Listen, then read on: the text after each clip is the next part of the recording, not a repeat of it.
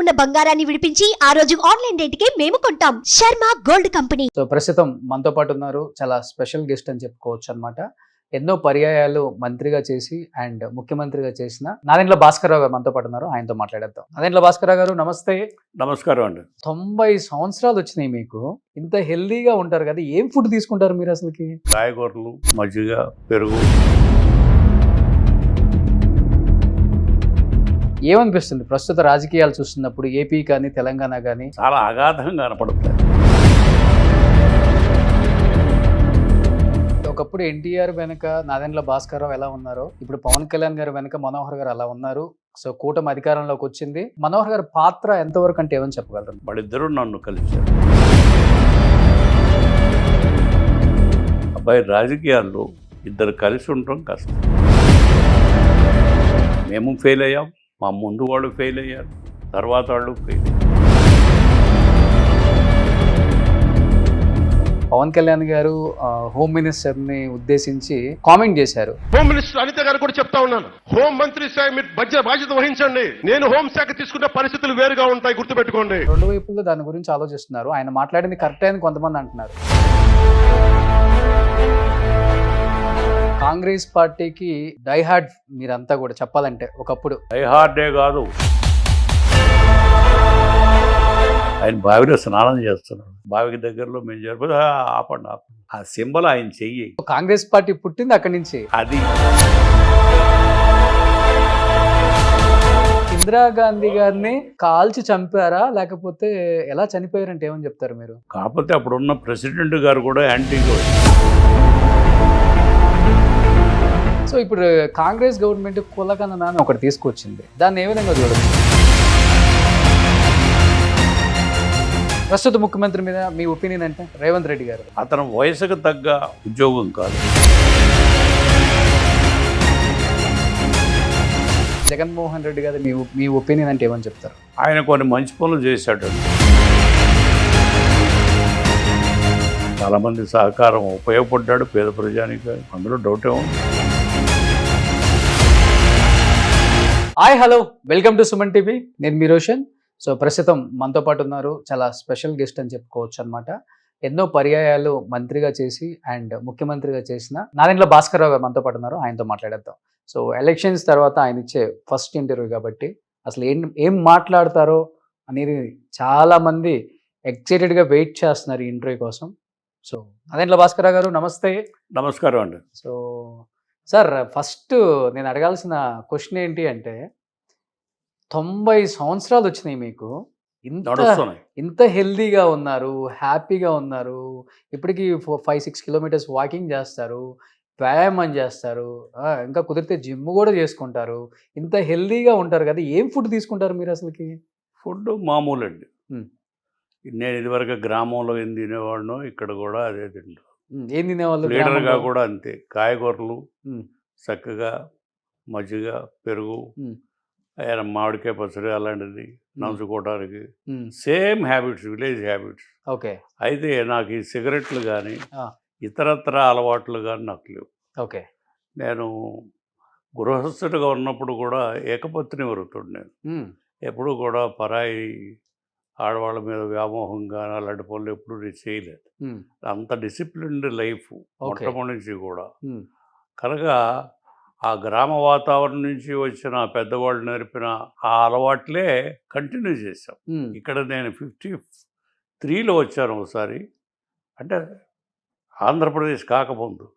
55 నుంచి 57 దాకా ఇక్కడ BA చదివాను నేను హైదరాబాద్ చదివి. అప్పటికి 57కి మనకి ఇది వచ్చింది, ఏది ఆంధ్ర తెలంగాణ కలిసిపోయింది. తర్వాత నేను హైకోర్టులో ప్లీడర్ చేశాను. నేను ఇక్కడ ఉస్మానియాలోనే చదువుకున్నాను, ఉస్మానియాలోనే నా ప్లీడర్గా కూడా ట్రైనింగు, తర్వాత శుభ్రంగా హైకోర్టులో ప్రాక్టీస్. ఓకే. మా మామగారు కూడా బ్యారిస్టర్, డాక్టర్ వాసిరెడ్డి వెంకయ్య చౌదరి. అయితే ఆయన దగ్గర నేను ప్రాక్టీస్ చేయలే. నేను నేర్చుకుంది నరసరాజు గారు అని అడ్వకేట్ జనరల్ ఉండేవాడు, ఆయన దగ్గర పెట్టాను. నన్ను ఆయన దగ్గర నేర్చుకున్నాక నా అంతా నేనే ప్రొఫెషన్ స్టార్ట్ చేసినా నాకు ఈ ప్రొఫెషన్ మీద పెద్ద ఏంటో చిన్నప్పుడు పెద్ద ఇంట్రెస్ట్ లేదు. దాంతో ఉద్యోగం కోసం వెంపర్లాడుతూ నా మిత్రులతో కొంత సహకారం తీసుకుని ఢిల్లీలో అక్కడ ప్రయత్నం చేసి ఆ ఢిల్లీ వెళ్ళినప్పుడు చాలామంది పెద్ద పెద్దవాళ్ళతో పరిచయం అయింది, పెద్దవాళ్ళందరితో. అది కొంత యూత్ కాంగ్రెస్ అని ఒకటి కొంత ఇవన్నీ యాడ్ చేసి అప్పుడు నేను వెళ్ళినప్పుడు 64లో నెహ్రూ గారు చనిపోయాడు. చనిపోతే నా మిత్రుడు ఒకడు కృష్ణమేనకి బాగా ఫ్రెండ్, కృష్ణమేన బ్రతికే ఉన్నాడు అప్పుడు. కృష్ణమేన ఆయన చనిపోయాయా నెహ్రూ ఇప్పుడే తెల్లారే అని చెప్తే మేమంతా వెళ్ళాం అక్కడ. అట్లా అక్కడ కృపలాని గారు మేము కొద్ది మందే ఉన్నారు అప్పుడు. ఆ రోజుల్లో పెద్ద జనం వచ్చేవాళ్ళు కాదు, ఎందుకంటే ఇవన్నీ లేవు అప్పుడు, జనానికి తొందరగా తెలియదు. ఓకే. మేము అక్కడ 10 దాకా ఉన్నాం, ఎవరు పెద్ద రాలా. ఎప్పుడో ఇక అప్పుడు రేడియోలో చెప్పేవాళ్ళు, చెప్తే చేసేవాడు సాయంత్రం ఎప్పుడు వచ్చి. అంటే ఇప్పుడు రాజకీయాల్లోకి రాకముందు ఓకే సార్, అంటే మీరు హెల్దీగా ఉన్నారు, మంచి రాజకీయాలు ఫుడ్ తీసుకుంటున్నారు. చెప్తా బట్ రాజకీయాల్లోకి వచ్చిన తర్వాత ఆ టెన్షన్సే వేరు కదా. అప్పుడు కూడా టెన్షన్స్ ఉన్నా ఏం చేసా నా ఫుడ్ హ్యాబిట్స్ మారేవి కాదు. ఈ మామూలుగా బాడీ హ్యాబిట్స్ కూడా నేను ఎప్పుడు మార్చుకో. మెంటల్ టెన్షన్ ఉంటుంది, ఉంటుంది, బాగా ఉండింది, అందులో డౌటే లేదు. ఎన్ని అవస్థలు పెట్టారు, స్ట్రెస్, ఎమ్మెల్యేలు ఎత్తుకుపోవటం, నానా బాధపడ్డానుగా. అయినా పెద్ద పట్టించుకునేవాడు కాదు, నిద్రపోయేవాడు, అందులో కొట్టుకుపోయేది. ఓకే. నిద్రపోయేవాడు. షుగర్ బీపీ రెండు ఉండవు మీకు? షుగర్ అంటే అప్పుడు లేదు, కానీ ఇప్పుడు ఏజ్ కదా వస్తే షుగర్ వచ్చింది కొంచెం. ఓకే. ఇప్పుడు మీకు 90 సంవత్సరాలు కదా నాదెండ్ల భాస్కరరావు గారు. వాకింగ్ ఎన్ని కిలోమీటర్స్ చేస్తారు డైలీ? 4 కిలోమీటర్లు డైలీ. ఓకే. నాన్ స్టాప్గా? Non stop. అంటే అక్కడ తోటలో అక్కడక్కడ డాములు ఉంటాయి, ఎప్పుడైనా కావాలంటే ఆగి మంచినీళ్ళు తాగటం, కాసేపు కబుర్లు చెప్పుకోవటం, వాళ్ళు కలుస్తారు కదా, కూర్చుంటాం. ఓకే. అందరూ మీ ఫస్ట్ కలవగానే మీ హెల్త్ సీక్రెట్ అడుగుతారు కదా? అదే సహజం. They are happy in a way, friends అంతా. ఈ ఏజ్లో కూడా ఆయన అట్టు నడుస్తున్నాడు అది ఇది అనుకుంటూ ఉంటారు. ఓకే. ఇదే మామూలు. నడవటం కూడా చాలా ఫాస్ట్గా నడుస్తారు. అవును. కనుక అది హ్యాబిట్స్ వల్ల వచ్చింది. నేనేమి బాడీ వరకు నేను ఎప్పుడు పిచ్చి పనులు ఎప్పుడు చేయలేదు. ఈ మధ్య ఒక పేషెంట్ చూశాను, ఆ శిష్యుడు, ఎన్ని జబ్బులో చెప్పడానికి లేదు. ఆడి దుంపదే కానీ ఈ దుంపదే కానీ, ఏందిరా ఇది, ఈ జబ్బులు ఏంటిరా, నడుము పోయింది, ఇది పోయింది, హార్ట్ పోయింది, ఇంకేయో పోని డాక్టర్ని అడిగితే కష్టం సార్, మల్టిపుల్ అన్నారు. ఏమిటి వీడు దుంపదగా ఎంగేజ్ కదా అంటే, అంతే చెప్పలేమన్నాడు. మల్టిపుల్ అన్నాడు. అంతే 1 డే 2 డేస్ ఉన్నాడు, పోయాడు. నాన్ వెజ్ తింటారా మీరు? నాన్ వెజ్ చాలా తక్కువ, నెలకు 1 సారో 2 సార్లు అంతే. అది కూడా నాకు ఇష్టతగా తిన్నాం, తెప్పిస్తారు. ఎక్కువ ఆకుకూరలు తింటారు? అన్ని కూరగాయలే నాకు పెడతారు, అదే ఇష్టం నాకు. సూపర్. అంత ఫుడ్ మంచి హ్యాబిట్స్ ఉండబట్టి మీకు 90 years వచ్చినా కానీ ఇప్పటికి యంగ్గా కూరగాయలు ఫ్రిడ్జ్లో నుంచి తీసిన యాపిల్ పండులాగా ఉంటారు. సాంబారు, మామూలు పెరుగు, మంచి మామిడికాయ పచ్చడి, పప్పు, ఓకే, అయ్యా ఆ ఊళ్ళల్లో తిన్నాయే నాకు అలవాటు. అయ్యంటే చాలా ఇష్టం. గోంగూర పచ్చడి, ఓకే, మామిడికాయ పచ్చడి అలాంటి. సో మీ జీన్స్ ఎవరికి వచ్చింది? మీ పిల్లలకి, మనోహర్ గారికా అంటే అబ్బాయికా? వాళ్ళ పిల్లలు ఇక్కడ సిటీలో పుట్టారు, ఇక్కడే పుట్టారు, హైదరాబాద్. వాళ్ళ జీవితం, వాళ్ళ పుట్టినప్పుడు ఎంతో ఖర్చో తెలుసా? 100 రూపాయలు. ఇప్పుడు పుట్టితే పుట్టుక ఎంత తెలుసా? 1,00,000 మినిమం. డెలివరీకి 1,00,000. అప్పుడు 100 రూపాయలు చేసి జనానా హాస్పిటల్, ఈ హాస్పిటల్స్ ఏమి లేవు అప్పుడు. ఓకే. జనానా హాస్పిటల్ అని హైకోర్టు పక్కన ఉండేది. 100 రూపాయలు అన్నీ, మేము వెళ్ళటానికి రావటానికి అన్ని ఖర్చులతోనూ అట్లా. ఓకే. అంత చీప్ లైఫ్, హాయిగా ఉండేది హైదరాబాద్. అంటే బస్కా కిరాయి దేవు సాబ్, రిక్షా వాడు పాపం బస్సులో వెళ్దా, అది కూడా హాలీ కల్దార్ అని ఉండేది. హాలీ అంటే ముస్లిం రూపాయలు, కల్దార్ అంటే మన ఇంగ్లీష్ రూపాయలు. కల్దార్ ఇవ్వని అడిగేవాడు పాపం. అలా ఆ రోజులు వేరు. ఒక్క కారు లేదు ఇప్పుడు, నైజాం కార్లు తప్ప నేను ఎప్పుడు చూడలేదు. నైజాం కార్లు తప్ప హైదరాబాద్లో ఇంకేమీ లేవు. మీరు కొన్న ఫస్ట్ కార్ ఏంటి? నేను లీడర్గా ఒకరోజు 35 రిట్ పిటిషన్స్ వేశాను. ఆ రిట్ పిటిషన్స్ వచ్చిన డబ్బుతో సుందరం మోటార్స్ పంపి కార్ తెప్పించాను. First car. అది సూత్ర రాజకీయాల్లోకి వచ్చిన తర్వాత రాజకీయాలు వచ్చిన కార్లు చెత్త అంతా గవర్నమెంట్ మారిని నా మారి నేను మారిని ఓకే బట్ లీడర్గా ఫస్ట్ అది 35 రిట్ పిటిషన్ వేశాను. ఓకే పిచ్చి డబ్బు కార్ తెప్పించాను. అంటే మీరు ఆ, ఎంత ఎత్తు ఎదిగినప్పటికి కూడా ఎప్పుడు కూడా ప్రొఫైల్ అనేది లో ప్రొఫైల్ మెయింటైన్ చేశారు. ఆ హడావుడి అబే ఉమ్, అబే ఏం లేదు ఎప్పుడు లేదు. ఎప్పుడు సూపర్. ఏమనిపిస్తుంది? ఇది కూడా ఉమ్. ఇల్లు కూడా ఉమ్. ఇందులో నేను సొసైటీలో మెంబర్ని. ఓకే అందుమూలన ఇచ్చారు ₹5 గజం. ఇది గజం ₹5. ఉమ్, అది కొనుక్కొని కట్టుకున్నాను. లీడర్గా కట్టింది. ఓకే డాక్టర్ గారు నాకు అప్పుడు పర్మిషన్ ఇచ్చారు. నేను మినిస్టర్ కూడా ఉమ్, మినిస్టర్ ఎక్కి అయ్యాను. అయ్యేటప్పుడు పర్మిషన్ ఇచ్చాడు కట్టుకోమని. ఓకే. ఆ లీడర్గానే మొదలెట్టాం ఇల్లు. సో నరేంద్ర భాస్కర్ రావు గారు ఎన్నో పర్యాయాలు మంత్రిగా చేశారు, ముఖ్యమంత్రిగా చేశారు ఉమ్మడి ఆంధ్రప్రదేశ్కి. ఏమనిపిస్తుంది ప్రస్తుత రాజకీయాలు చూస్తున్నప్పుడు ఏపీ కానీ తెలంగాణ కానీ ఏమనిపిస్తుంది మీకు? చాలా అగాధంగా కనపడతాయి. ఉమ్. చాలా అగాధంగా కనపడతాయి. నేను నా కళ్ళెదట చూశాను ఒక అతన్ని. నా దగ్గరికి ఎమ్మెల్యేగా వచ్చాడు. అతనికి చిరిగిపోయిన బట్టలు అవి మామూలుగా ఉండేవాడు. డబ్బు లేదు. ఏదో ప్లేన్లో కూడా నేను ఎప్పుడు ప్లేన్ ఎక్కలేదన్నా. ఒకసారి ప్లేన్ ఎక్కించుకెళ్ళాను. నేను మినిస్టర్గా ఉంటే బతిమలితే ప్లేన్ ఎక్కించుకెళ్ళాను మద్రాసు.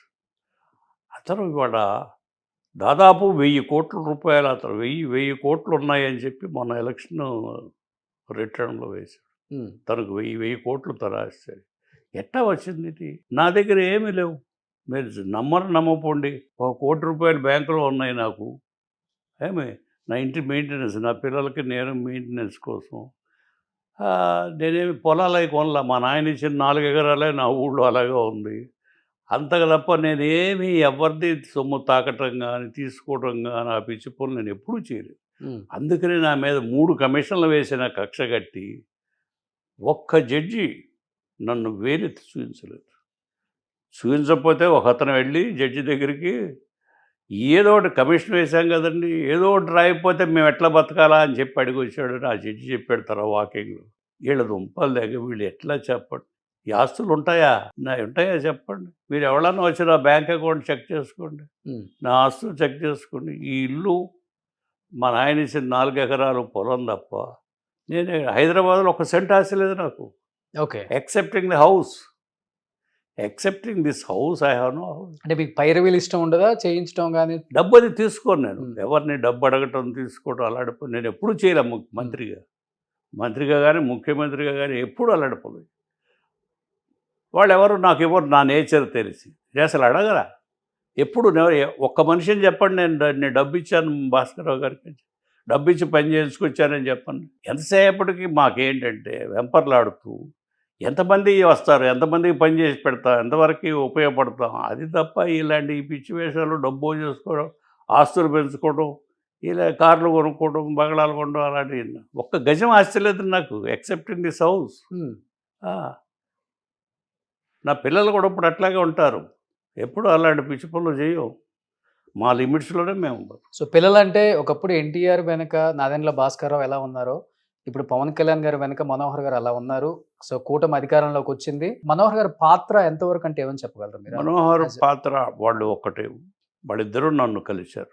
పవన్ కళ్యాణ్ గారు మనోహరు పవన్ కళ్యాణ్ కలిశారు. నేను ఒకటే చెప్పా, అబ్బాయి రాజకీయాల్లో ఇద్దరు కలిసి ఉండటం కష్టం. మేము ఫెయిల్ అయ్యాం, మా ముందు వాళ్ళు ఫెయిల్ అయ్యారు, తర్వాత వాళ్ళు ఫెయిల్ అయ్యారు. ఇది గుర్తుపెట్టుకుని మీరు మీ ఇద్దరు కలిసి పని చేసుకుంటూ ఉంటారు, చేసుకోండి. ఇది ప్రిన్సిపల్ మాత్రం గుర్తుపెట్టు. మేము దెబ్బతిన్నాం, మీరు అలా పడవద్దు, కలిసే ఉండి పని చేసుకోండి. అలా ఉండదలిస్తేనే కలిసి వెళ్ళి పార్టీ పెట్టుకుని చేసుకో అని చెప్పారు. అదే చెప్పారు.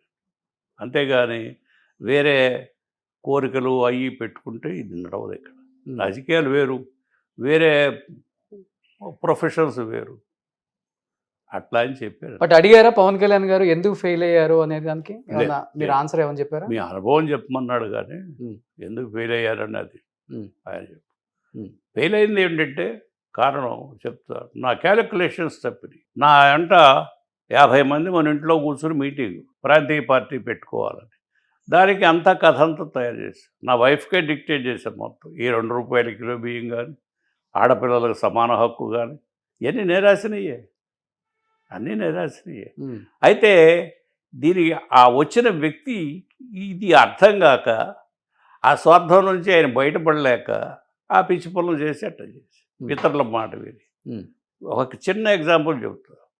ఒకరోజు నేను క్యాబినెట్లో కూర్చుండగానే ఎవరో ఒక ఆయన మనలో ఫోన్ చేసి పోలీస్ ఆయన్ని పంపించాట రోషయ్య గారికి, పోలీసు కానిస్టేబుల్స్ని కాపలాక. నన్ను ఉద్దేశించి అనకుండా నన్ను ఎవరో ఒక ఆయన పోయి, ఇది ఎవరు, తెనాలిలో సత్యనారాయణ అని ఒక ఎమ్మెల్యే ఉన్నాడు, ఆయనకి ఎట్లాగన్నా మంత్రి వాళ్ళని కోరిక, ఆయనకి నాకు తగువ పెట్టాలని కోరిక. ఆయన ఫోన్ చేసి డైరెక్ట్గా చీఫ్ మినిస్టర్కి, ఎట్టాగండి మేము ఎట్టా బతకాలండి ఇక్కడ, రోషయ్య గారు వస్తే హోమ్ మినిస్టర్ వస్తే పోలీసులందరినీ 200 మందిని పంపించాడు మీ ఫైనాన్స్ మినిస్టరు అని చెప్పాడు.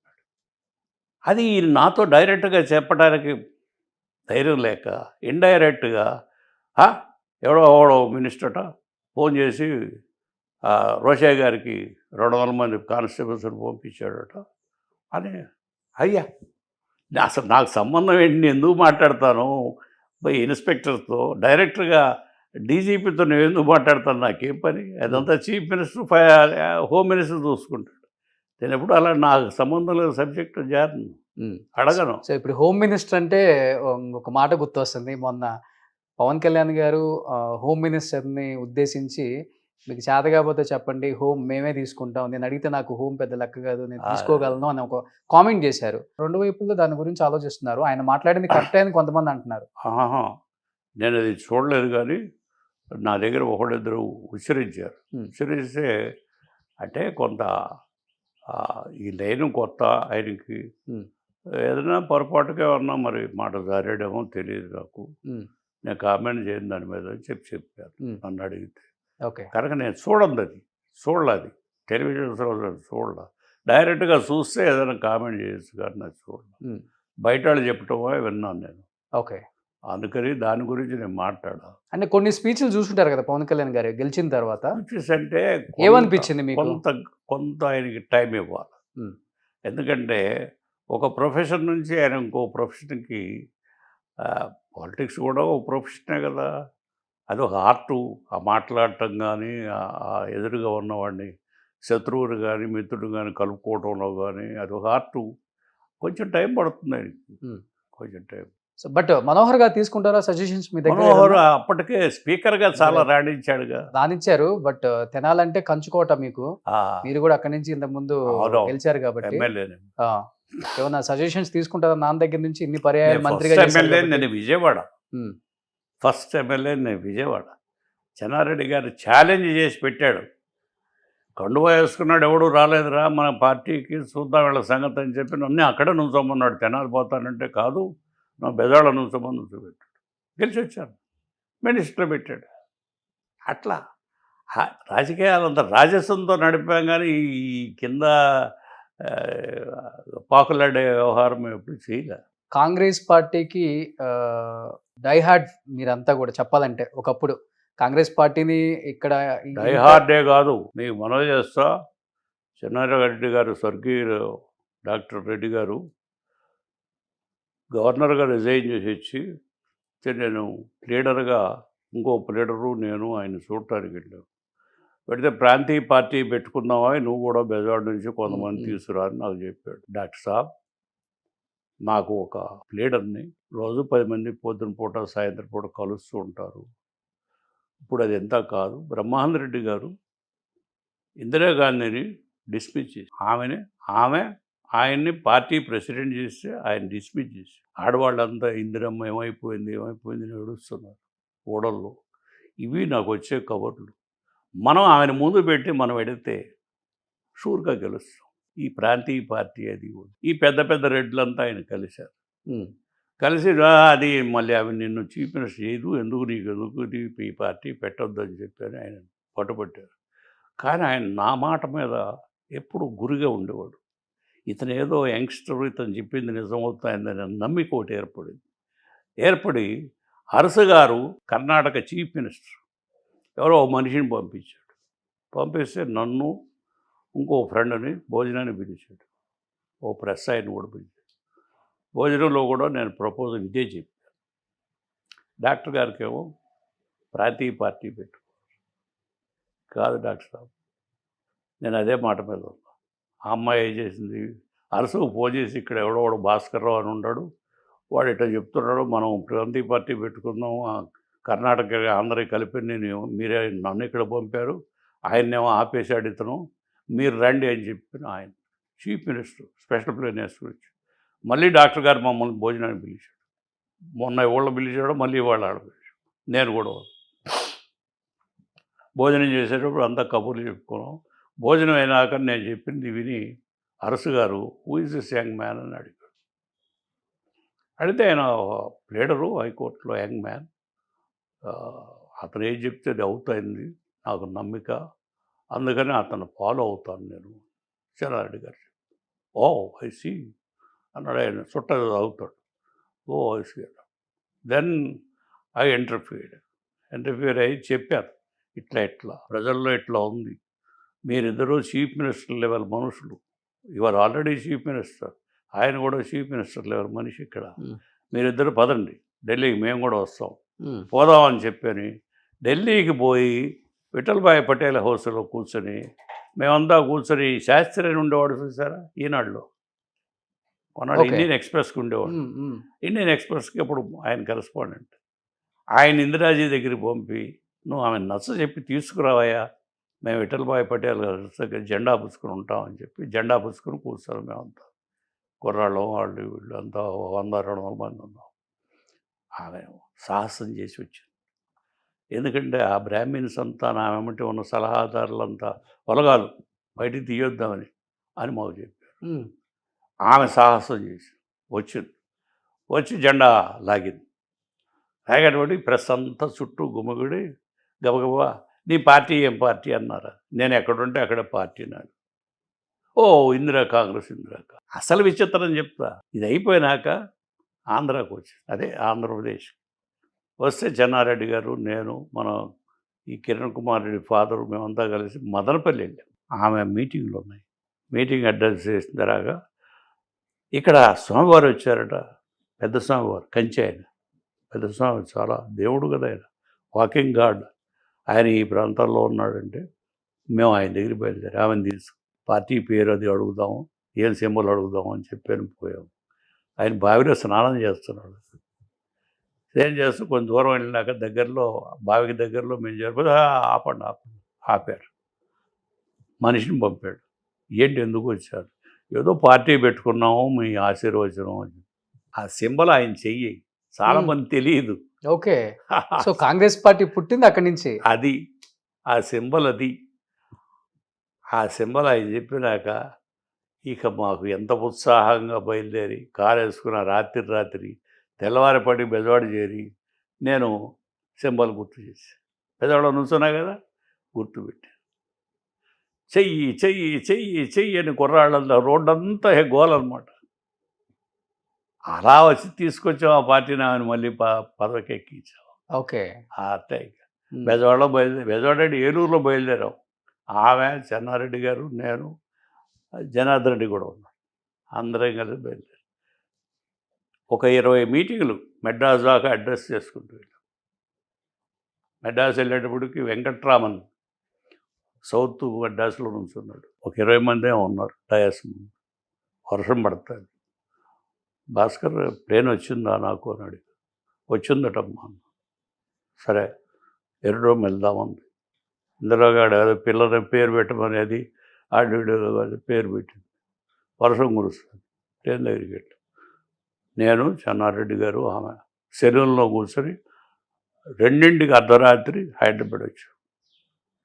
ఆమె ఓపిక చూడు. ఇందిరాగాంధీ గారి 2ంటికి కెనాల్కి అదే గెస్ట్ హౌస్కి పోయి, అదేదో గెస్ట్ హౌస్ ఉంది కదా, గెస్ట్ హౌస్ ఆ బట్టలు అవి మార్చుకుని మళ్ళీ కారు తీసుకుని బీదర్ వెళ్ళిపోయి, అంత కష్టపడి అట్లా గెలిపించామని. డబ్బు ఎక్కడిది? మేము ఇచ్చిన డబ్బే కదా, చెప్పుకోకూడదు బయట. బట్ అంత దగ్గరగా ఉంటారు కదా ఇందిరాగాంధీ గారికి మీరు. అంత దగ్గరగా ఉండబట్టే మన ఇంటికి వచ్చింది. ఇంటికి కూడా డైరెక్ట్గా వచ్చేస్తారు. డైరెక్ట్గా వచ్చింది, డైరెక్ట్ చెప్పకుండా డైరెక్ట్గా ఇంటికి వచ్చి ఉన్న ఆమెని నన్ను ఆమెకి ఈ పితిరీలు మోసేవాళ్ళు ఉన్నారు. అబ్బా అబ్బా అబ్బా అబ్బా, చెప్పటానికి వీళ్ళు. అంత అంటే తిన్నాను, మీ ఇద్దరు డిస్టెన్స్ అంత తిన్నాను, ఎంత తిన్నాను. చెన్నారెడ్డి నన్ను కూడా అట్టగా పాడు చేశారు. ఈ దరిద్రపు రాజకీయాలండి. మరి ఆ ఉండగా ఆమె దూరం అయ్యారా మీకు కొంచెం లేదా దగ్గరగా? అదే ఆమె దూరంగా, ఆమె దూరంగా. ఈ వచ్చి వీకి తెలిసాక నన్ను ఖమ్మంలో నుంచోబెట్టింది ఈమె. ఖమ్మంలో నుంచోమని భాస్కర్ అని చెప్పి కొత్త అయినా సరే ధైర్యం చేసి నుంచున్నా. తెలుగుదేశాన్ని, కాంగ్రెస్ అన్నింటినీ ఓడగొట్టి వచ్చారు. అది మన వీళ్ళు అదే పార్టీ, కమ్యూనిస్ట్ పార్టీ ఓడగొట్టి వచ్చారు. గెలిచి వస్తే 1 ఇయర్లో అయిపోతే సీట్ నాకివ్వాలి కానీ ఆ అమ్మాయిని పిలిచి అమ్మాయికి ఇస్తా. అక్కడ నేను విభేదించాను. నువ్వు హైదరాబాద్ నుంచో ఎక్కడైతే చీఫ్ మినిస్టర్ అని చెప్పి అర్జున్ సింగ్ చేత చెప్పించింది. అక్కడ బాధపడి ఆమె నుంచి నేను దూరం అయ్యాను. బట్ ఇంత క్లోజ్గా ఉంటారు కదా, నిజంగా ఇప్పటికైనా చెప్పండి, ఇందిరాగాంధీ గారిని కాల్చి చంపారా లేకపోతే ఎలా చనిపోయారంటే ఏమని చెప్తారు మీరు? అది భగవంతుడికి తెలియదు. భగవంతుడికి ఆమె చనిపోయింది. మీకు తెలిసిన వర్షన్ ఏంటి అసలుకి? నాకు ఇంకో వర్షన్ ఏం తెలియదు. అందరూ చెప్పిన వర్షన్ పేపర్లో వచ్చింది. గన్మెనే కాల్ చేశారని ఇంకో వర్షన్ తెలియదు నాకు. కాకపోతే అప్పుడున్న ప్రెసిడెంట్ గారు కూడా యాంటీగా వచ్చాడు. ఓకే, ఆమెకి యాంటీ. ఎందుకు అంత యాంటీ? ఆమె కాల్చి అంత యాంటీ ఏమైంది? బింద్రవాలా, అక్కడ బింద్రవాలాని చంపించిందని కోపం. కేవలం ఒక్క రీజన్. ఆ సిక్కులు వాళ్ళ కులం, వాళ్ళ మతం అట్లా పిచ్చి ఆడ చేశారు. సో కాంగ్రెస్కి కోర్ అంటే మీరందరూ చెప్పుకోవచ్చు, ఎంతో మంది ముఖ్యమంత్రులను చూసారు. అదే ఎంతో మంది ముఖ్యమంత్రులను చూశారు నాదెండ్ల భాస్కరరావు గారు. ప్రస్తుతం ఉన్న ముఖ్యమంత్రి గారి మీద మీ ఒపీనియన్ అంటే ఏమని చెప్తారు? ఏమని అంటే కాంగ్రెస్ ముఖ్యమంత్రి కాంగ్రెస్కి ఆమె తెలియక కొన్ని పిచ్చి పనులు చేశారు. మన వ్యవహారంలో కూడా అట్టగే. ఖమ్మం వన్ మంత్లోనే 1 ఇయర్ ఆమె ఎంపీ చేసినని తీసేసి ఇంకోటి పెడతాం. ప్రస్తుత ముఖ్యమంత్రి మీద మీ ఒపీనియన్ అంటే? రేవంత్ రెడ్డి గారు. అతను వయసుకు తగ్గ ఉద్యోగం కాదండి, అతను వయసుకు తగ్గ పెద్ద ఉద్యోగం. అయినా నిబ్బరంగా చేసుకుంటున్నాడు. ఇప్పుడు అతను మూసి వ్యవహారంలో ప్రక్షాళన చేయాలని కోరటం చాలా సబబు. చేయాలి. ఆ మురుక్కాలం ఎన్నాళ్ళని పెట్టుకుంటాం ఈ సిటీలో, దాన్ని క్లీన్ చేయాలని ప్రయత్నం చేస్తున్నాడు. అయితే ఆ పేదవాళ్ళకు కూడా ఏదన్నా పక్కన ఎక్కడన్నా చూపించటమో సర్దటమో, వాడికి ఒక ఇల్లుది. గుడిసెలు ప్రతి చోట ఉన్నాయి, అమెరికాలో కూడా ఉన్నాయి రోడ్ల మీద గుడిసెలు చూస్తున్నాం. మీ టెలివిజన్స్లో అమెరికాలో గుడిసెలు చూస్తున్నాం. స్వర్గం అది ఇది అని చెప్తారు కదా అమెరికా. రోడ్ల మీద గుడిసెలు ఉన్నాయి వాళ్ళకి ఇల్లు లేక. అలాగే మూసీ చుట్టూ కూడా పేదవాళ్ళ పాపం ఇక్కడ ఏదో ఎవరో 10 రూపాయలు ఇస్తారని కష్టపడదామని చెప్పి ఇక్కడ సిటీకి వస్తారు. వాళ్ళు నిలవడానికి నీడ ఉండదు, అక్కడెక్కడో పక్కన వేసుకుంటారు గుడిసె. అది పీకేస్తే వాళ్ళు లబోదివ్వమని ఏడుస్తారు. సహజం అది. వాళ్ళకి ఏదైనా ఆల్టర్నేటివ్గా చూపించి తీయాలి. ఆ మూసీ మాత్రం బాగు చేయాలి. అతను కరెక్ట్ సపోర్టివ్. ఓకే, బాగా చేస్తున్నాడు. బాగా. సో హైడ్రా మీద మీ ఒపీనియన్ ఏంటి? హైడ్రా అది నేను స్టడీ చేయలేదు. నేను కూల్చివేతల మీద, సిటీలో ఉన్న అక్రమ కూల్చివేతల మీద నేను స్టడీ చేయలేదు అసలు. అది ఏంటి, ఎందుకు పెట్టారో, ఎందుకు వచ్చిందో, ఎక్కడి నుంచి వచ్చిందో, పేరే నాకు కొత్తగా ఉంది. నేను చదవాలి. ఓకే, సో ఓవరాల్ గా ఈ 11 నెలల గవర్నమెంట్ రేవంత్ రెడ్డి గారు బాగా పరిపాలిస్తున్నారని మీ ఒపీనియన్? బాగానే చేస్తున్నాడని నా ఒపీనియన్. ఓకే, అవుట్ సైడర్గా నాకు ఫీలింగ్. నేను సాయంత్రం బర్మాందరెడ్డి పార్క్ పోతాను, 2 గంటలు తిరుగుతాను. అక్కడ వీళ్ళు కలుస్తారు, ఆఫీసర్లు కలుస్తారు, రిటైర్డ్ ఆఫీసర్, పొలిటీషియన్స్ కలుస్తారు, అందరూ మాట్లాడుతూ ఉంటారు. కనుక నేను ఎక్కడ పలకరించినా కూడా మంచి అభిప్రాయమే ఉంది. సో వయసుకు తగ్గ జాబ్ కాకపోయినా కానీ బాగా చేస్తున్నారని మీ ఫీలింగ్? అది. ఓకే, ఎందుకు వ్యతిరేకత ఎక్కువ వస్తుంది మిగతా పార్టీల నుంచి రేవంత్ రెడ్డి గారి మీద? రకరకాల కోరికలు ఉంటాయి, వాళ్ళకి పార్టీ స్టాండ్ ఉంటుంది. ఇప్పుడు నేను ఏదైనా అతను సపోర్ట్ చేయటం మా పార్టీకి ఇష్టత లేకపోవచ్చు, కానీ నేను ఈ పార్టీలు ఇవి దాటి మాట్లాడతాను కదా, నాకు ఒక అనుభవం ఉంది కదా, కనుక నేను జడ్జి చేసి మాట్లాడతాను. ఓకే, మిగతా పార్టీలకి బయట పార్టీ వాళ్ళు శత్రువులు, కానీ కాంగ్రెస్ పార్టీలో మాత్రం ఆ పార్టీలో ఉన్న వాళ్ళకి వాళ్ళే శత్రువులు అని చెప్తూ ఉంటారు కదా, అంటే సో ఈ రోజు ఏ విధంగా చూడొచ్చు, రేవంత్ రెడ్డి గారిని మీరు ఏకీభవిస్తున్నారు, బాగా చేస్తున్నారు, అతని వయసుకు మించి నా ఉద్యోగం అయినప్పటికీ కూడా దాన్ని బాగా పరిపాలిస్తున్నారు, ఈ 11 నెలల్లో ఆయన తీసుకున్న డిసిషన్స్ కూడా చాలా మంచివని చెప్తున్నారు, ఇంత అనుభవం ఉన్న ఒక రాజకీయ నాయకులు మీరు చెప్పడం నిజంగా గ్రేట్ అది. బట్ ఎలా చూడొచ్చు దాన్ని, ఆయన అడ్డుకుంటున్న కొంతమంది ఆయన పార్టీ నాయకులైన పేర్లు కూడా బయటకు వస్తున్నాయి కాబట్టి? నేను అది హ్రస్వ దృష్టితో చూడను. ఉమ్, అతను పాపం యంగ్స్టరు, ఉమ్, ఆ ఏజ్లో అంత బరువు అతని మీద పెట్టారు. ఉమ్. కొలీగ్స్ అక్కడ తగువులాడుకున్నట్టు పిచ్చి మాటలు మాట్లాడినట్టు నాకెక్కడ కనపడలా. అలాగే ఏదైనా సమస్య వచ్చినా సమస్య అటెండ్ అవుతున్నాడని కూడా చెప్తున్నారు వెళ్ళి వచ్చినాడు. అవును. కనుక ఇవన్నీ కూడా నాకేమనిపించిందంటే అతని వయసుకు మించిన భారం మోస్తున్నా కూడా ఎక్కడ పొరపాటు చేయట్లేదు, బాగానే నడుపుతున్నాడు అని అభిప్రాయం. సో 100కి ఎన్ని మార్క్స్ వేయచ్చు రేవంత్ రెడ్డి గారు గవర్నమెంట్? అలాంటివి నేను పార్టిసిపేట్ ఉమ్. కనుక ఆ ఫీలింగ్ అది. సో ఇప్పుడు కాంగ్రెస్ గవర్నమెంట్ కులగణన అని ఒకటి తీసుకొచ్చింది, కాంగ్రెస్ కులగణన అని ఒకటి తీసుకొచ్చింది కులాల మీద, దాన్ని ఏ విధంగా చూడొచ్చు? ఇప్పుడు మీకు మనం చేస్తాం ఇదే విషయాన్ని వాళ్ళు ఇంకొక రకంగా తెలుసుకోవచ్చు. ఉమ్, ఎవరు ఏ కులం ఎంత ఉన్నారు, ఏ కులం ఎంత ఉన్నారు, ఎవరు ఏం చేస్తున్నారు. ఇదేమవుతుందంటే నేను గ్రామ వాతావరణం నుంచి వచ్చిన మనిషి. నేను ఈ మధ్య మా ఊరు వెళ్ళాను, చూశాను. ఇదివరకట్లాగా లేవు ఈ కులాలు తగువులు అవి. వాళ్ళు కూడా పెద్ద పెద్ద కులాలు వాళ్ళ ఇళ్ల పక్కని, వాళ్ళ దొడ్ల పక్కని, వాళ్ళ వ్యవసాయ భూముల పక్కన పొలాలు కొనుక్కోవటం, ఉమ్, కాస్త ఏదో ఒక ఇల్లు కట్టుకోవటం, ఇలాంటి మొదలెట్టి మంచి వాతావరణం వస్తుంది. వీళ్ళకి డిస్టెన్స్ తగ్గిపోతాయి. అలాంటి సమయంలో మళ్ళీ ఈ కులగణన అనేది కులగణన సిటీలో చేసుకుంటే పర్వాలా, గ్రామ వాతావరణంలోకి వెళ్తే అక్కడ డిస్టర్బ్ గొడవలు స్టార్ట్ అవుతాయి. నా ఫీలింగ్. ఉమ్, కనుక ఎందుకు ఇది లేనిపోయింది ఇంకో విధంగా తెలుసుకోవచ్చు. రేషన్ కార్డులు ఉంటాయి, ఇంకేవో ఉంటాయి, ఎన్నో ఉన్నాయి కదా తెలుసుకోవడానికి. అలాంటివి చేసుకోవచ్చు కదా, ఎందుకు ఇది అని భావన నాకు. అదే నేను ఎక్స్పాండ్ చేసి చెప్పాను మార్నింగ్ ఓకే ప్రెస్కి. అది కనుక దీనివల్ల ఇప్పుడు ఎందుకు చెప్తున్నానంటే ఇది తొందరపడి ఏదైనా చేస్తే భాషా రాష్ట్రాలు అన్నారు. భాషా రాష్ట్రాలు మీరంతా యంగ్స్టర్స్, అప్పుడు తెలియదు మీకు, మేమే యంగ్స్టర్స్. భాషా రాష్ట్రాలు వద్దు అని చాలామంది పెద్దలు ఆర్గ్యూ చేశారు. కాంగ్రెస్ పార్టీలోనూ అన్ని పార్టీల్లోనూ ఆర్గ్యూ. కుదించుకుపోతాం, నేషనల్ ఇంటిగ్రిటీ పోతుంది. భాష ఏంటి, అన్ని భాషలు మాట్లాడుకోవచ్చు, ప్రభుత్వం అవసరం నడుస్తుంది. మెడ్రాస్ ప్రెసిడెన్సీ అనేవాళ్ళు అప్పుడు. మెడ్రాస్ ప్రెసిడెన్సీలో కర్ణాటక, ఆంధ్ర, అటు తమిళనాడు, అదేది కర్ణాటక, అది కేరళ అన్నీ ఉండేవి. అట్లా దాన్ని చెడగొట్టి భాషా రాష్ట్రాలుగా విడగొట్టారు. అది చేయాలని భాష మీద ఆధారం అయితే ఇంకా ఏదో బాగా వస్తుంది, అంతా ఇంకా చక్కగా నేర్చుకుంటారు అడ్మినిస్ట్రేషన్ అది చెప్పి తెచ్చారు. ఏమైంది? ఒక భాష వాళ్ళు ఒక రాష్ట్రంలో ఉన్నారా?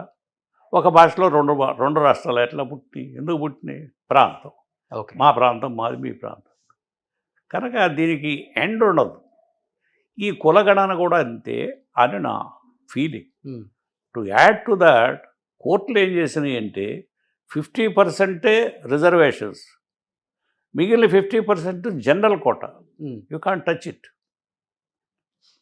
అదర్ క్యాస్టులు తెలియగల పిల్లలు వస్తారు వాళ్ళు. కనుక ఈ 50% దాటి ఎక్కడ నువ్వు ఇవ్వటానికి వీలు లేదు కదా. నువ్వు ఎందుకు ఈ గణన మరి? నీకు గుణాలలో రేపు ఎక్కువ మంది వస్తారు, ఏం చేయగలవు నువ్వు? నువ్వేం పెంచగలవా? 50 దాటి పెంచలేవు కదా. కోర్టులన్నీ కామెంట్ చేసి జడ్జిమెంట్స్ అన్నీ ఇచ్చారే కదా. దేనికోసం చేస్తున్నావు? కనుక కులాన్ని తెలుసుకోవాలనుకుంటే నీకు వేరే మార్గాలు ఉన్నాయి. ఈ ఘర్షణ వాతావరణం ఎందుకు క్రియేట్ చేయిస్తారు, ఎందుకు దాన్ని అలౌ చేస్తారు అని నా భావం. అంతేగాని వేరే నాకేమీ దుర్బుద్ధితో చెప్పింది కాదు. సో మనోహర్ గారికి బిఫోర్ స్పీకర్గా చేశారు, మంచి అనుభవం ఉంది. బట్ ఇప్పుడు కూటమి అధికారంలోకి వచ్చిన తర్వాత ఈ పోర్ట్ఫోలియో ఆయన ఇష్ట ప్రకారం ఆయనకి ఇష్టమై తీసుకున్నారా, లేకపోతే కూటమిలో భాగంగా వచ్చిందంటారు? అది మీరు ఆయన ఇక్కడికి వచ్చినప్పుడు అడగండి, నేనేం పట్టించుకునేవి. ఆయన నాకు చెప్పడు, నేను ఈ విషయాలు ఎప్పుడు అడగను. కనుక మీరు ఆయన వచ్చినప్పుడు విజిట్ చేస్తున్నారా ఇప్పుడు అన్ని ఆయన ఆయన రైస్ మిల్స్ కానీ ఆ విజిట్స్ అయ్యి అన్ని ఎలా అనిపించింది విజిట్ చూసినప్పుడు అన్నీ కూడా మీరు ఏం కామెంట్ ఆ, చేసుకుంటారు అంటే మీకు ఎలా అనిపించింది యాజ్ ఎ ఫాదర్ గా? అది నాకు మాకైతే చాలా పాజిటివ్ గా అనిపించింది. పాజిటివ్గా ఉండొచ్చు. అయితే ఇలాంటివి చాలా కేర్ఫుల్గా ఉండాలి. ఉమ్, ఎందుకంటే కారణం పై అధికారి చీఫ్ మినిస్టర్ కదా, చీఫ్ మినిస్టర్ పర్మిషన్తో చెయ్యాలి ఇలాంటివి. ఉమ్, మరి అది అలాంటివి చేస్తున్నారో లేదో మనకు తెలియదు. ఓకే. కనుక స్పీకర్గా రాణించాడు. స్పీకర్గా నాకు కూడా తెలియని విషయాలు చక్కగా డయాస్ మీద చెప్పి మంచి పేరు తెచ్చుకున్నాడు. ఉమ్, కనుక అది అక్కడికి అది దీని వ్యవహారం నేను ఎప్పుడు అతను ఎలక్షన్స్కి వెళ్ళటం కానీ క్యాన్వాస్ చేయటం కానీ నా తెనాలి నేను చెప్పి నా తెనాలి మా ఇంటికి పోయి కూర్చోవడం కానీ ఏమీ లేదు. నేను ఆయనే చేసుకున్నాడు, ఆయనే గెలిచాడు. ఇప్పుడు 3-4 సార్లు గెలిచాడు తెనాలిలో. ఉమ్, కనుక అది మీరు ఆయన వచ్చినప్పుడు ఆయన భావాలు అవి మీరు ఎగ్జామిన్ చేయండి, తెలుసుకోండి. ఓకే. సో మీ తెనాలి నుంచి తీసుకుంటారు కదా ఫీడ్బ్యాక్, ఎలా ఉంది ఏంటి అసలుకి? ఏం తీసుకోరు మీరు? పట్టించుకో, ఓకే. మనకెందుకు. ఉమ్, అతను చక్కగా 60 దాటాడు, 60 వచ్చిన ఇప్పుడు. ఉమ్. కనుక అతను చేసుకుంటాడు, మనం ఎందుకు వేలు పెట్టాం అందులో. సో ఓవరాల్ గా కూటమి అయితే సక్సెస్ఫుల్ గా ముందుకు వెళ్తుంది అనే భావన అయితే మీకుందా? వెళ్ళాలి, ఉమ్, అందరూ కలిసిమెలిసి వెళ్ళాలి. మరి ఉమ్, కష్టపడ్డారు, జనం కావాలని ఓట్లు వేశారు, ఉమ్. వాళ్ళ కోరికలు తీర్చాలి కదా. ఆ డైరెక్షన్లోనే నడవాలి ప్రభుత్వాలు. మరి అది నడుస్తాయిందా లేదా ఏమిటనేది వాళ్ళని అడిగి తెలుసుకోవాలి, నన్ను కాదు. సో లాస్ట్ అండ్ ఫైనల్ గా చెప్పండి, జగన్మోహన్ రెడ్డి గారు మీ ఒపీనియన్ అంటే ఏమని చెప్తారు? ఆయన కొన్ని మంచి పనులు చేశాడండి. ఉమ్. నా అభిప్రాయం కొన్ని మంచి పనులు చేశాడు, పేద ప్రజలకి దగ్గర అయ్యాడు, నో డౌట్ అబౌట్ ఇట్. ఉమ్, అయితే మరి అతనికి ఎందుకు ఇది జరిగిందో ఏమిటో నాకు బివిల్డరింగ్. ఇది సాఫీగా ఎలక్షన్స్ జరిగి వచ్చినాయా, ఏమైనా గోల్మాల్ జరిగినాయా అని అందరూ వచ్చి చెప్తూ ఉంటారు నా దగ్గర. ఉమ్, అది మనకి ఎడ తెలుస్తుందయ్యా, అది ఎట జరుగుతుంది. నేను ఉన్నప్పుడు కూడా నా డబ్బాలు అసలు ఒక ఓటు లేకుండా డబ్బాలు తెచ్చారు, ఎక్కడి నుంచి తెచ్చారంటే ఏదో గోల్మాల్ చేశారని అనుకుంటాం కదా. ఓకే. కనుక ఏమి మనకు అర్థం కాదు. ఇది అది అర్థం కాకుండా ఉండే తమాషా ఏదన్నా ఉందేమో చేస్తున్నారేమో మనకు తెలియదు. మరి ఉమ్, మనకేం తెలుసు దాని గురించి కామెంట్ చేయటం, మనకు తెలియని దాని గురించి కామెంట్ చేయటం. ఓకే. సో మీకైతే ఆయన పాలసీలు కొన్ని నచ్చాయి ఆయా యాజ్ ఎ ముఖ్యమంత్రిగా ఉన్నప్పుడు? ఉమ్, కొన్ని మంచిగా చాలామంది సహకారం ఉపయోగపడ్డాడు పేద ప్రజానికి, ఉమ్, చదువుకునే పిల్లలకి, వాళ్ళకి ఉమ్, కొన్ని మంచి పనులు చేశాడు, అందులో డౌట్ ఏముంది. ఓకే. సో రాజశేఖర రెడ్డి గారిని చూశారు, కొడుకుని కూడా చూశారు కాబట్టి మీరు డైరెక్ట్గా కాకపోయినా ఇండైరెక్ట్గా వినటం లేదా టీవీలో చూడటం, ఆయనలో ఉన్న క్వాలిటీస్ మీకు ఏది బాగా అనిపించింది జగన్లో? ఇద్దరు కూడా నాకు బాగానే ఉన్నారు, అదేం లేదు. ఉమ్, ఇద్దరు కూడా రాజశేఖర రెడ్డి గారు కొంచెం ఇంకా మొండితనంగా ఉండేవాడు. అయితే అతను కూడా సర్దుకునేవాడు, లాస్ట్లో మినిస్టర్ అయినాక కొంత సర్దుకునేవాడు. ఆ కాంగ్రెస్ ఐ పార్టీలో రావడాన్ని నన్ను చాలాసార్లు కలిశాడు. ఉమ్, చెన్నారెడ్డి గారికి ఇష్టత లేదు, అందువలన ఆపోజిట్. అదే డైరెక్ట్గా పోయి ఇందిరాగాంధీ గారి మేనత్తను ఎవరిని పట్టుకుని అందులో చేరాడు ఉమ్, వెంకటరామరెడ్డి ద్వారా. దాంతో చెన్నారెడ్డి గారి కోపం వచ్చి వెంకటరామరెడ్డిని కోపడ్డాడు. అడదా అదో పాలిటిక్స్. కనుక అట్లా వచ్చాడు. ఉమ్, ఏదో వచ్చినా అతను కూడా రైతులకి, కూలీలకి ఉపయోగపడాలని తహతపడ్డ మనుషులే. ఈ మిగిలిన విషయాల్లో మనం ఉమ్. సో ఇప్పుడు మీరు యాక్టివ్గా ఉన్నారా పాలిటిక్స్లో భాస్కర్రావు గారు? ఉన్నానా లేదో మీరు చెప్పాలి. ఉమ్. అది మీరు సో చెప్పాలి. మీరు యాక్టివ్గా ఉన్నారు మరి ఇక్కడ. సో యాక్టివ్గా మీరు పాలిటిక్స్లో అంటే బీజేపీలో ఉన్నారు కాబట్టి అంటే ప్రస్తుతం పదవిలో ఉంటేనే యాక్టివ్ అని అనుకుంటే దానికి ఆన్సర్ లేదు. ఆ, పదవులు వస్తుంటాయి, పోతుంటాయి. పదవులతోనే కాదు కదా. అన్ని పదవులు మీరు అన్ని చూసిందే. ఇంకా చూడండి పదవి ఏముంటుంది, పార్టీలు కూడా పెట్టాం కదా. అయితే ఇక్కడ ఏంటంటే నేను చెప్పింది ఒకటే, మనం భాషా రాష్ట్రాలు పెట్టి పెద్ద సాధించలేదు. మేమంతా పిచ్చి పని చేసి ప్రాంతీయ పార్టీలు పెట్టి పెద్ద సాధించింది లేదు. ప్రాంతీయ పార్టీలో విదిన్ దట్ ప్రాంతీయ పార్టీలు వస్తున్నాయి. కనుక ఇది కులగణన అనేది కూడా అంత హైకోర్టు, సుప్రీంకోర్టు అలాంటి కోర్టులే 50% అటు 50% అని ఇచ్చినాక చేసి మాత్రం ఉపయోగం ఉంది. ఆడల్లో ఏదైనా తగులు పెట్టానే తప్ప అలాంటి మనం పెద్దవాళ్ళం పట్టించుకోండి ఉంటే మంచిది, ఓకే. అలాంటివి చేయకూడదు అని నా అభిప్రాయం. అంతేగాని నాకు ఎవరి మీద వ్యతిరేకంగా ఈ స్టేట్మెంట్ ఇవ్వటం లేదు ఓకే. అని చెప్పి నేను కంక్లూడ్ చేశాను. Okay. So thank you so much Bhaskararao garu. Thank you. Suman టీవీలో మీ పర్సనల్ అండ్ బిజినెస్ ప్రమోషన్స్ కోసం కింది నెంబర్కి కాంటాక్ట్ చేయండి.